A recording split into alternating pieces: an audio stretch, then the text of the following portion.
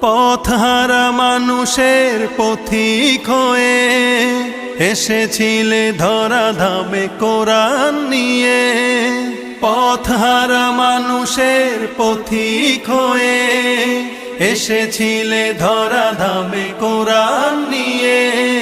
তোমার পথের পথিক হয়ে জীবন গড়ার স্বপ্ন সাজাই। তোমার পথের পথিক হয়ে জীবন গড়ার স্বপ্ন সাজাই। তুমি যে মোদের প্রিয় নবী, তোমায় কাছে পেতে পাগল সবাই।